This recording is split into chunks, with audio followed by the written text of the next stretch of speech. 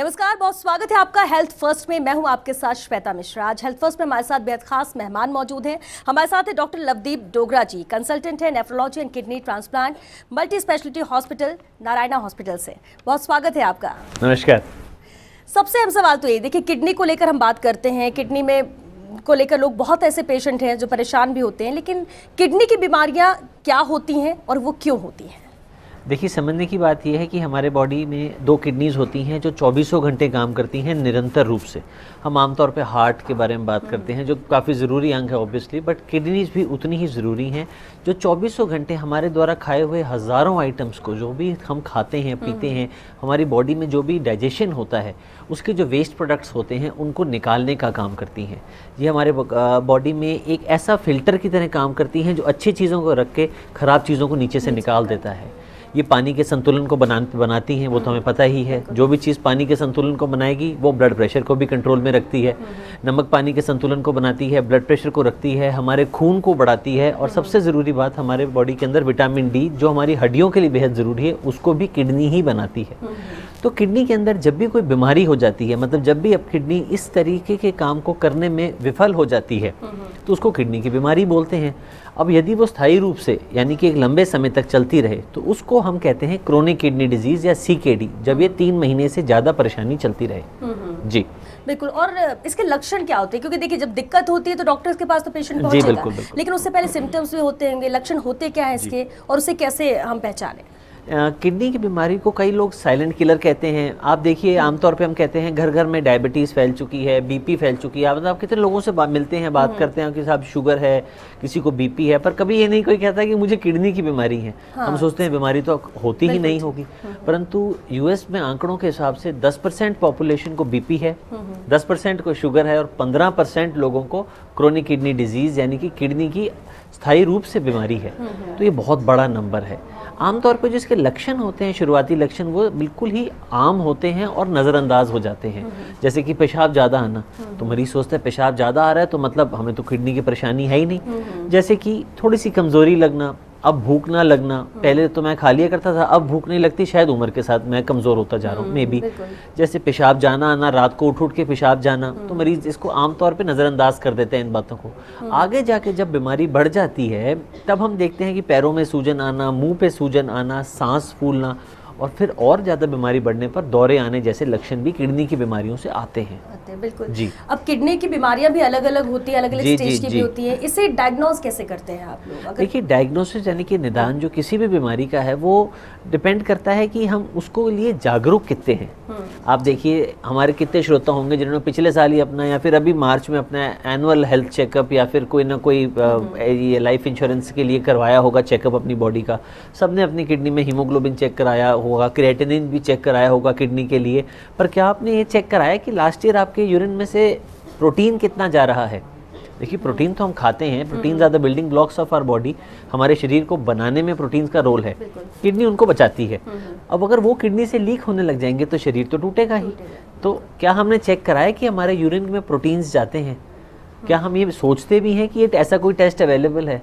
मात्र 100, 200, 250 रुपये में हर जगह ये टेस्ट अवेलेबल है, और ये कराने से हम किडनी की बीमारियों को जल्दी पकड़ लेते हैं। दूसरा है कारक। किडनी की बीमारियों का कारक क्या है? नवजात बच्चों में बीमारियां होना हो सकती हैं, किडनी की आंतरिक बीमारियां हो सकती हैं, परंतु मुख्य रूप से जो किडनी की बीमारी का कारण है वो है डायबिटीज़ यानी कि मधुमेह यानी कि शुगर बढ़ना। इसको हम नज़रअंदाज कर देते हैं। मरीज़ आया, शुगर 250 है, सर कल शायद कुछ मीठा खा लिया होगा, सर सर्दियों में तो मेरी शुगर ज़्यादा रहती है, सर बाकी गोलियाँ लिख लीजिए, सिर्फ शुगर की तो चलने दीजिए, आप तो ऐसी खांसी जुकाम की लिख दीजिए। तो जब हम शुगर की बीमारी को लंबे समय तक इग्नोर करते हैं तो वो आगे जाके किडनी को ख़राब करती है, हार्ट को ख़राब करती है, ब्रेन को ख़राब करती है। ऐसी बीमारी 60% लोगों में किडनी की डिजीज़ का कारण बनती है। दूसरे नंबर पे आता है अनियंत्रित ब्लड प्रेशर यानी कि हाइपरटेंशन, ठीक है, उच्च रक्तचाप जिसको हिंदी में बोलते हैं हम। ये भी ऐसे ही होता है, मेरा तो BP ठीक रहता है, 140 तो मेरे लिए नॉर्मल है, 120 पे तो मुझे कमज़ोरी लगती है, वो भी छूट जाता है। तीसरा, दर्द हो रही थी, हमने सिर दर्द की गोली खा ली, उससे हमारे को, गोलियां खाते रहते हैं तो बड़ा आम होगा, आपने भी देखा होगा, हम लोग डॉक्टर की फीस बचाओ, केमिस्ट से जाके हमने गोली खा ली और वो गोली का दुष्प्रभाव तो आना ही है। एक जो नई चीज़ आई है, हम आमतौर पे कुपोषण की बात करते हैं अपने देश में, परंतु कभी आपने सोचा है कि ये जो कुपोषण है आजकल मोटापे का रूप ले चुका है। एक समय में बच्चे छोटे पैदा होते थे, आजकल देखिए बच्चे मोटे होते जाने हैं, क्योंकि फिजिकल एक्टिविटी कम है, सीडेंटरी लाइफस्टाइल है, घर बैठे ही टैब से लैपटॉप से हम खेलते रहते हैं। उसमें क्या होता है, जब बच्चा मोटा हो जाता है या फिर जब हम बड़े लोग मोटे होने लगते हैं तो किडनी पे प्रेशर ज़्यादा पड़ता है। तो मोटापा, हाइपरटेंशन और डायबिटीज़, ये तीनों 60 to 70% केसेस में मिलते हैं। क्रोनिक किडनी डिजीज़ यानी कि स्थायी किडनी खराब करने का कारण यही बनते हैं। जी बिल्कुल। और क्रोनिक किडनी डिजीज का आपने जिक्र भी किया, इसे बढ़ने से रोका कैसे जाए? जी, तो इसको बढ़ने से रोकने के लिए सबसे ज़रूरी है कि हम इसका जल्दी डायग्नोसिस कराएं। जागरूकता सबसे पहली चीज़ है, जागरूकता। दूसरा, अपने डॉक्टर द्वारा सुझाई हुई दवाइयों को इस्तेमाल में लेना। जो भी आपको डॉक्टर आपको दवाई सुझा रहे हैं कि सर आज नहीं तो अगले, आप आज का मत देखिए, आने वाले 10 वर्षों में, 15 वर्षों में आप कैसे होंगे ये सोचिए। इन्वेस्टमेंट भी तो आप फ्यूचर देख के करते हैं, तो हेल्थ भी तो अपने फ्यूचर रेडी होके करिए। सेकंड नंबर पे आता है अच्छा खान पान, अच्छी जीवन शैली अपनाना। आधे घंटे 40 मिनट वॉक करिए, जितने आपके शरीर से हो सके उतनी वॉक करिए। अच्छा खाना खाइए, समय पे खाना खाना ज़रूरी है। जंक फूड अवॉइड करिए, इंडियन फूड ज़्यादा खाइए, जो घर में बनती हैं चीज़ें वो ज़्यादा खाइए। उससे मोटापा भी नहीं होगा, वज़न भी नियंत्रित रूप से रहेगा। एक्सरसाइज करेंगे तो भी आपका वज़न नियंत्रित रूप से रहेगा। डॉक्टर की द्वारा आपके हाइपरटेंशन, बीपी, अन्य चीज़ों का इलाज कराते रहेंगे तो किडनी की बीमारी भी कंट्रोल में रहेगी। जी बिल्कुल। अब किडनी रोग को लेकर एक बात कही जाती है कि अनुवांशिक भी होता है जी, क्या, जी, कि अगर जी। परिवार में किसी सदस्य जी। को कोई दिक्कत है, कोई किडनी जी। की बीमारी है, तो परिवार के दूसरे सदस्य को भी हो सकता है? हाँ जी, किडनी की बीमारियां अनुवांशिक भी हो सकती हैं। कुछ बीमारियां ऐसी होती हैं जो अनुवांशिक, कहने का मतलब ये कि माता पिता में थी और बच्चों में आ गई या फिर भाई बहन में हैं, तो ये बीमारियां अनुवांशिक भी हो सकती हैं। ADPKD एक ऐसी बीमारी है जिसके अंदर किडनी के अंदर छोटी छोटी गांठें बन जाती हैं। किडनी तो बड़ी लगती है पर अंदर से काम कुछ भी नहीं करती, खोखली होकर रह जाती है। अनुवांशिक बीमारियों में भी देखिए दो चीज़ें ज़रूरी हैं। एक, अनुवांशिक बीमारी का यदि पता लग गया तो हम भविष्य को बदल सकते हैं अगर हम टाइमली ट्रीटमेंट कराएं आने वाली जनरेशन का। तो सही समय पे निदान और उचित इलाज, ये दो चीज़ें हैं जो हमारी किडनी की बीमारियों को बढ़ने से धीरे करते हैं, रोकते हैं। और कई केसेस में हमने देखा है कि यदि टाइम रहते इलाज कर लें तो ट्रीटमेंट सक्सेसफुल हो जाता है मरीजों का। ये तो है कि अगर आप वक्त पर पहुंच जाते हैं तो ट्रीटमेंट वक्त से पहले शुरू हो जाएगा, तो इसके बाद वो स्थिति नहीं आएगी जिसमें डॉक्टर को भी सोचना पड़े कि ये तो हमने बहुत ज़्यादा डिले कर दिया जटिल है। केस नहीं बनता। बिल्कुल। लेकिन आम भ्रांतियां भी कई होंगी, कई पेशेंट आपके पास आते होंगे किडनी को लेकर, उनकी भी कुछ भ्रांतियां होंगी, कई चीजें आपके सामने होंगी, वो जरूर जानना चाहेंगे। किडनी डिजीज को लेकर मुझे लगता है भ्रांतियां ज़्यादा हैं और लोगों में सही दिशा ज्ञान नहीं है। भ्रांतियां देखिए, सबसे पहले जो किडनी डिजीज में आती हैं, जो भी मरीज हमारे पास आता है वो कहता है कि डॉक्टर साहब मुझे किडनी डिजीज है। नहीं, पहले तो आप ऐसी सोचिए, वो कहते हैं हमें तो किडनी डिजीज है ही नहीं। किडनी, मेरे को तो पेशाब भी अच्छा आता है, क्रिएटिनिन भी नॉर्मल है, हमें तो किडनी डिजीज नहीं है। तो ऐसा नहीं है। पहली बात हम कर चुके हैं कि चेक कराइए आपके पेशाब में प्रोटीन तो कहीं नहीं जा रहा। एक चीज़ हो गई। दूसरा, हम लोग कहते हैं जब अब किडनी डिजीज़ हो गई अब हमने प्रोटीन खाना बंद कर दीजिए। कई लोग आते हैं कि साहब रोटी बंद कर दी, चावल बंद कर दिए, हमने दालें नहीं खाते, नॉनवेज का बिल्कुल उपयोग करना बंद कर दिया। ये गलत है। किडनी के मरीजों को भी खाना खाना है, उतना ही खाना है जितने आम लोग खाते हैं। जितनी भी ये गाइडलाइंस बनती हैं ये वेस्टर्न पॉपुलेशन को लेके बनी है। वेस्टर्न पॉपुलेशन में ज़्यादातर नॉनवेज मीट्स जो होते हैं, इन चीज़ों का उपयोग ज़्यादा होता है। मादक पदार्थों का सेवन भी वहाँ पे ज़्यादा होता है, हमारे यहाँ पे अभी भी कम है। जब हम नॉनवेज डाइट की बात करते हैं तो उसमें प्रोटीन ज़्यादा होता है एज़ कम्पेयर टू जो हम घर पे रोटी, सब्जी, हरी सब्जी, दाल, दही, ये सब चीज़ें खाते हैं। इन चीज़ों को खाने से हमारी किडनी पर दुष्प्रभाव नहीं पड़ता। हमारी बॉडी को प्रोटीन की ज़रूरत है, किडनी के मरीज़ को भी प्रोटीन की ज़रूरत है ताकि वो अपने देह को बनाए रख सके। प्रोटीन बंद नहीं करना। तीसरे नंबर पे मरीज़ों को ये लगता है कि नमक लेना चाहिए या नमक नहीं लेना चाहिए। देखिए, नमक नियंत्रित रूप से लेना चाहिए क्योंकि नमक जाहिर सी बात है कि स्वाद बढ़ाता है। जब भी कोई चीज़ स्वाद बढ़ाती है तो उसको हम बंद कर देंगे तो मरीज़ खाना बंद कर देगा, वो कमज़ोर हो जाएगा, बीमारी बढ़ेगी। तो शरीर में खाने की ज़रूरत है, नमक आप लिहाज से ले सकते हैं। नमकीन चीज़ें ऊपर से ना खाएं, ऊपर से नमक ना डालें। साहब हमने नमक नहीं खाया पर पापड़ खा लिया तो फिर आपने मतलब नुकसान अपना ही कर लिया। तीसरे नंबर पे बहुत ज़रूरी है किडनी के मरीज़ पानी कितना पिए आखिर, या फिर हमें पानी कितना पीना चाहिए। जब तक हमारे में कोई सूजन नहीं दिख रही या फिर किडनीज नॉर्मल हैं तो हम नॉर्मल पानी पी सकते हैं। जब सूजन आने लगे इसका मतलब कि हमारी बॉडी उतना पानी नहीं निकाल रही जितना हम पी रहे हैं। ऐसे में अपने डॉक्टर से वापस सलाह लें, वो आपको गाइड करेंगे कितना पानी आप ले सकते हैं। एक भ्रांति और है हमारे मन में, क्योंकि हमारी पॉपुलेशन में मिल्क प्रोडक्ट्स का यूज़ बहुत ज़्यादा होता है। किडनी के मरीज़ों में फॉस्फेट आमतौर पे बढ़ने लगता है। जब फॉस्फेट बढ़ जाता है तो दूध के लिए उनको मना कर दिया जाता है। दूध कम करना समझदारी है। दूध हो गया, पनीर हो गया, रसगुल्ले हो गए जो मीठा जिनको डायबिटीज़ नहीं है, या फिर अपना ये दूध से बनी चीज़ें हो गई, तो इन चीज़ों को हम मना पूरे रूप से नहीं करते, परंतु इनकी मात्रा को कम करना आवश्यक हो जाता है क्योंकि दूध में फॉस्फोरस होता है। जी बिल्कुल। अभी क्योंकि हमने बहुत सारी चीज़ें से जिक्र किया, आपने उसका समाधान भी बताया कि लक्षण भी होते हैं, बीमारी अगर कुछ ऐसे लगती है तो वक्त रहते डॉक्टर के पास पहुंचना ज़रूरी है, वक्त रहते ट्रीटमेंट होगा तो बहुत हद तक जल्दी ठीक भी हो सकते हैं। लेकिन अगर एक सिचुएशन ऐसी आती है कि किडनी फेलियर हो गया है, ऐसे में ट्रीटमेंट के ऑप्शंस तब क्या होते हैं उस स्थिति में? आप वही समझिए मेरी बात, किडनी फेल होने का मतलब सिर्फ डायलिसिस नहीं है। किडनी आम आदमी की भी फेल हो सकती है, वो अपना जॉब पे भी जा सकता है, काम भी कर सकता है, वो सिर्फ गोलियों से अपनी बीमारी को कंट्रोल में रख सकता है। हम उसको इतना लेट ना कर दें सही सलाह लेने में कि हम उसको नज़रअंदाज करते चले गए और किडनी 5 डिजीजेस, जो किडनी की डिजीज़ है वो 5 स्टेजेस से होते हुए गुजरती है और आखिरी स्टेज के आखिरी चरण पे हमें डायलिसिस की रिक्वायरमेंट पड़ती है। हर मरीज़ को डायलिसिस की ज़रूरत नहीं होती है। जी, अंत में भी आते आते हर मरीज़ को डायलिसिस करने की ज़रूरत नहीं होती है। डायलिसिस सिर्फ तभी करा जाता है जब मरीज़ के अंदर क्रिएटिनिन इतना बढ़ जाए कि उसकी वजह से उसको सिम्टम्स जैसे दौरे आना, पैरों में सूजन आना, सांस बहुत ज़्यादा फूलना, पोटेशियम की मात्रा बढ़ जाना, जिसका हार्ट पे डायरेक्ट प्रभाव पड़ता है। बिल्कुल, आपने कहा कि हर पेशेंट को डायलिसिस की जरूरत नहीं, लेकिन अगर वो स्टेज पे पहुंच चुका है, जैसे कि आपने कहा 5 स्टेजेस होती हैं, लास्ट स्टेजेस है और लास्ट वो होता है जब आप डायलिसिस, उसके अलावा कोई ऑप्शन नहीं होते।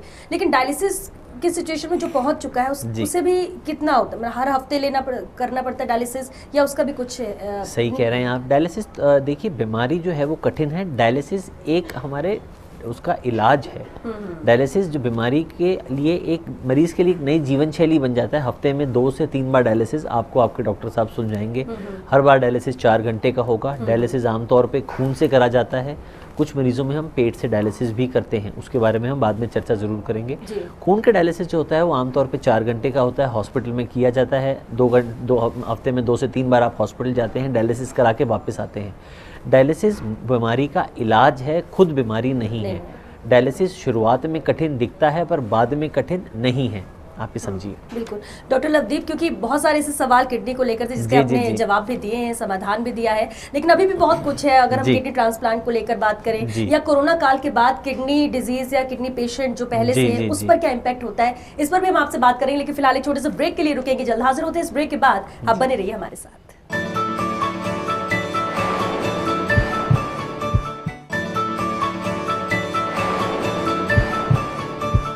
ब्रेक के बाद एक बार फिर आप सभी का स्वागत है। हेल्थ फर्स्ट में हमारे साथ डॉक्टर लवदीप लगातार बने हुए हैं, जो आपके ही सवाल हैं, ये जो आप जो जानना चाहते हैं किडनी को लेकर, उसके जवाब भी दे रहे हैं। डॉक्टर लवदीप, अभी हम ब्रेक में जाने से पहले बात कर रहे थे डायलिसिस की, और आपने बताया भी कि 5 स्टेजेस होते हैं, लेकिन अंतिम चरण में अगर कोई किडनी रोगी है तो क्या उसके लिए डायलिसिस ऑप्शन है या फिर किडनी ट्रांसप्लांट ही? देखिए, दोनों में क्या फर्क पड़ता है, कैसे सिचुएशन में आप लोग क्या सजेस्ट करते हैं?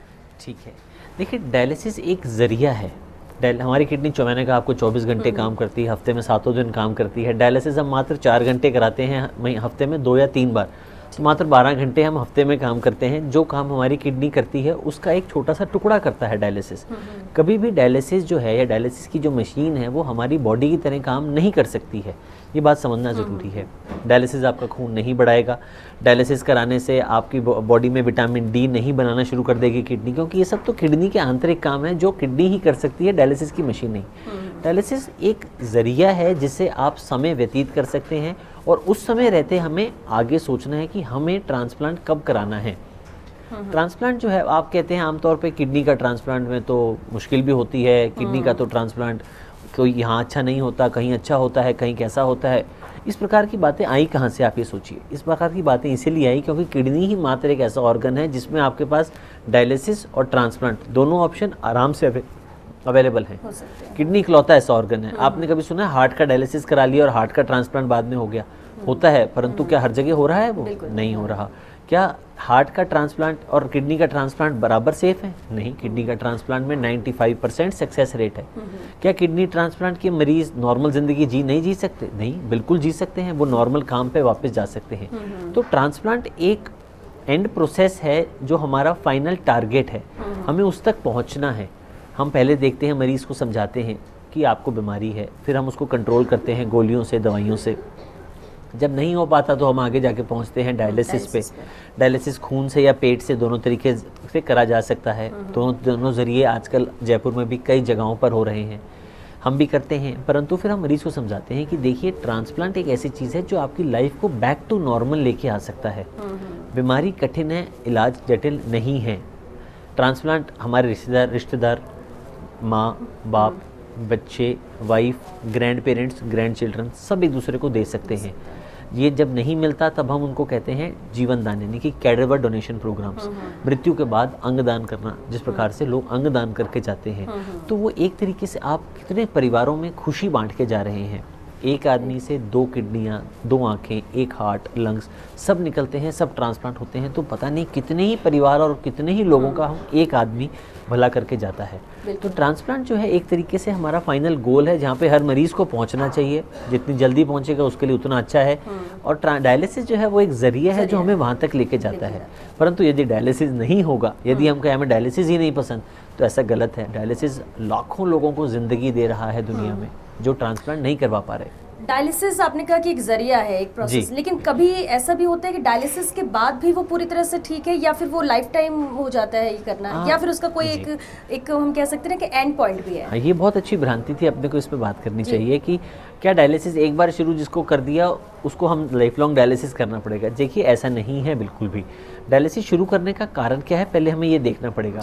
हम एक ऐसे मरीज़ में कर रहे हैं जिसको किसी कारणवश, चाहे वो इन्फेक्शन हो, चाहे वो प्रेगनेंसी की कोई कॉम्प्लिकेशन हो, या फिर कोई और बीमारी की कॉम्प्लिकेशन हो, जिस कारणवश उसकी किडनी फेल हो गई हो, और वो किडनी में हम डायलिसिस करते हैं, तो हम ये अनुमान लगाते हैं कि 70% लोगों में वो किडनी वापस काम करना शुरू कर देगी, depending on the underlying disease की जो प्रॉब्लम क्या हुई थी, जिस कारण किडनी बंद हुई।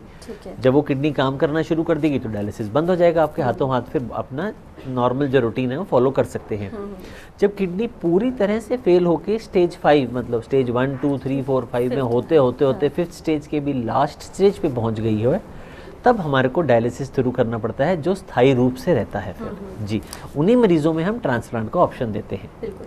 अब क्योंकि किडनी ट्रांसप्लांट भी बहुत हो रहे हैं और सेफली हो रहे हैं, ऐसे जैसे भी एग्जांपल्स हम देखने को मिलता है, लेकिन फिर भी अगर आम दर्शक है, आम व्यक्ति है, सामान्य है फैमिली से, अब अगर उसके पास यही ऑप्शन है, वो इस बारे में सोच रहा है, लेकिन कई सवाल उठते हैं, कितना सेफ है ये, और इसके अलावा अगर हम डोनर की बात करें या फिर प्राप्तकर्ता जिसमें मिल रही है, वो कितना सेफ बाद में रहेगा, या क्या प्रिकॉशंस रहते हैं इसके लिए? पहले आमजन को समझाने के लिए, एक मरीज है, एक देने वाला है। जो देने वाला है उसको हम बोलेंगे डोनर, देने वाले को डोनर बोलेंगे। जो ले रहा है, जो मरीज है बेचारा, उसको कहते हैं रेसिपिएंट। तो पहले जब भी हम कोई डोनर्स लेते हैं या फिर हम डोनर एक सिलेक्ट करते हैं, तो उनकी अनुमति के बाद ही ये तो होता है।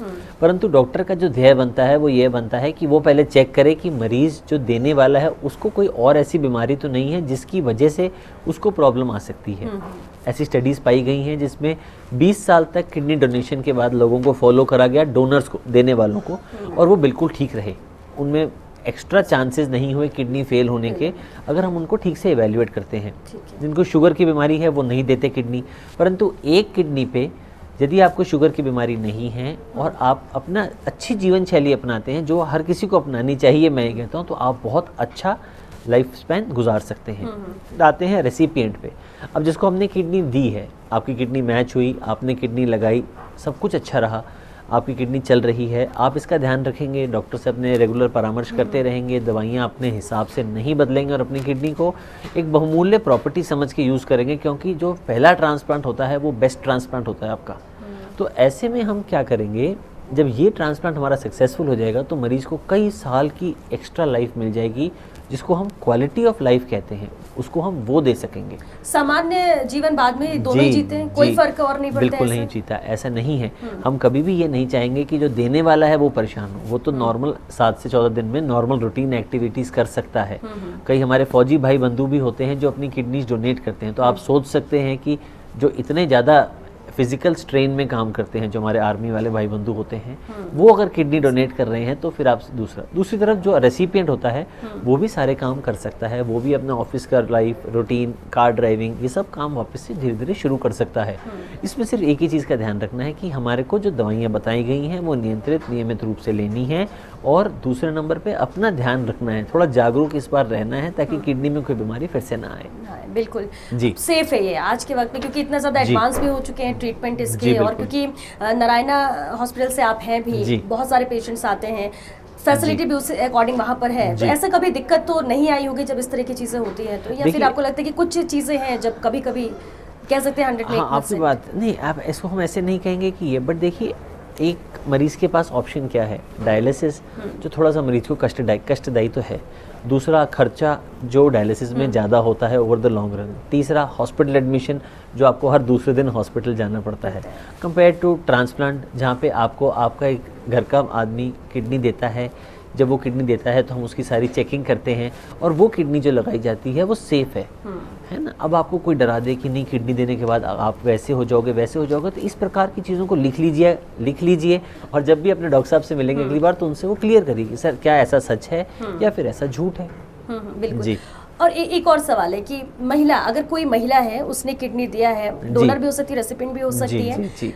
क्या वो उसके बाद प्रेग्नेंट हो सकती है? बहुत अच्छा सवाल है कि हम देखते हैं कि आजकल स्पाउसल मतलब हस्बैंड वाइफ आपस में एक दूसरे को किडनी दे सकते हैं, पर 90% केसेस में फीमेल्स किडनी देती हैं, मे बी थोड़ी इमोशनली ज़्यादा अटैच्ड हैं या फिर थोड़े कल्चरल बैरियर्स हैं, बच्चों को भी यूजुअली फीमेल्स ही, मदर्स ही किडनी देती हैं। तो पहली बात तो मैं ये कहना चाहूँगा कि वो उनको कोई दिक्कत नहीं आती जो किडनी देते हैं, उसकी टेस्टिंग हम करके लेते हैं। सेकेंड, ये बात इसमें ज़रूरी है समझना कि जो प्रेगनेंसी है वो जो किडनी दे रहा है उसकी कम नहीं होते रेट्स, और जो ले रहा है, ऐसे भी मरीज़ हैं जिन लेडीज़ को जैसे अपनी मदर से या हस्बैंड से उन्होंने अपनी किडनी ली, किडनी लेडी को मिली जिसको सीकेडी था, उसको किडनी मिलने के बाद उसने प्रेगनेंसी कंसीव करा, दवाइयाँ चली, दवाइयों के साथ साथ उसने कंसीव कर लिया और उसने आगे बच्चा भी पैदा करे। तो ऐसा नहीं है कि जो किडनी फेल हो जाता है, अब ये बात आई है तो अपन देखते हैं कि जिसकी किडनी फेल हो गई है उसके अंदर किडनी जो है वो एक बहुत वाइटल ऑर्गन है बॉडी का। जब हमारी किडनी फेल हो जाती है किसी महिला की स्पेशली, तो उसको कंसीव करने में बहुत मुश्किल आती है। जब हम ट्रांसप्लांट कर देते हैं उस महिला का, तो उसके चांसेस ऑफ कंसीव करने के मतलब प्रेग्नेंट होने के चांसेस जो हैं वो बढ़ जाते हैं। जी। ट्रीटमेंट के साथ अगर चल रहा हो तो वो डॉक्टर आपको सब बताएंगे। आजकल दवाइयाँ हैं जो प्रेगनेंसी के साथ साथ भी चल सकती हैं, जो आने वाले शिशु पे नुकसान नहीं पहुंचाती। हाँ, देखिए हर हॉस्पिटल में बिल्कुल अरेंजमेंट्स किए जाते हैं, लेकिन कोरोना के बाद एहतियात हॉस्पिटल्स भी बरत रहे हैं। जी बिल्कुल। तो क्या एहतियात है? और क्योंकि पेशेंट भी घर से जब निकलता है तो उसको लगता है कि हॉस्पिटल में जाना है, ट्रीटमेंट कराना है, तो अपने ट्रीटमेंट का तो डर है, लेकिन साथ ही साथ एक दूसरा डर है जो साथ चलता है। ये तो बहुत बड़ा डर भी है कि कोरोना का है, और हमने अभी तक ऐसी कोई भी लापरवाही या फिर कोई भी ढील अभी नहीं दी गई है कि जिससे कोरोना वापस से फैल जाए। हम अभी भी यही मान रहे हैं कि जब तक पूरी तरह से कोरोना ख़त्म नहीं हो जाता और सब लोगों को वैक्सीन नहीं लग जाती, तब तक कोरोना होने का डर बहुत ज़्यादा है। मरीज़ हमारे लिए हमारे बहुत ज़्यादा बेशकीमती ज़रूरी हैं, आप समझिए। तो अलग से हमने सबसे पहले तो जिन मरीज़ों को हम एडमिट करते हैं उनको कुछ समय तक कोरोना नॉर्मल टेस्ट आने तक उनको हम दूसरे मरीज़ों से अलग रखते हैं। कोरोना पॉजिटिव मरीज़ों के लिए अलग से उनको एडमिट करा जाता है, अलग उनको स्टाफ दिया जाता है जो उनका ध्यान रखता है। कोरोना के मरीज़ों को, ताकि कोरोना फैल ना जाए, इसलिए मास्क हर जगह पे पहनने के लिए, हैंड सैनिटाइज़र यूज़ करने के लिए, डिस्टेंसिंग मेंटेन करने के लिए, ज़्यादा चाहे स्टाफ लगाना पड़े, वो सब चीज़ें हम कर रहे हैं। चलिए, बहुत शुक्रिया डॉक्टर लवदीप डोगरा आपका इन तमाम सवालों का जवाब देने के लिए, और किडनी को लेकर क्योंकि भ्रांतियां भी बहुत है उससे भी बहुत हद तक आपने क्लियर कर दिया है। बहुत शुक्रिया हमारे शो में आने के लिए। Thank you. हेल्थ फर्स्ट में आज के लिए बस इतना ही, लेकिन एक बात आपको भी ध्यान रखनी है, किडनी की बीमारी है, आपको पहले पता नहीं चलेगा, लेकिन लापरवाही बिल्कुल नहीं बरतनी। और दूसरी बात, डॉक्टर आप खुद मत बनिए, कहीं भी कुछ सिम्टम्स नजर आते हैं डॉक्टर से कंसल्ट करिए ताकि वक्त रहते इसका इलाज हो सके, उस लास्ट स्टेज में पहुंचने की नौबत ना आए जहां पर पूरा आप ही नहीं आपका पूरा परिवार सफर कर सकता है। तो एहतियात बरतिए और अपने रूटीन को बहुत ही अच्छा और हेल्दी रखिए। चलिए, इसी के साथ दीजिए इजाजत। नमस्कार।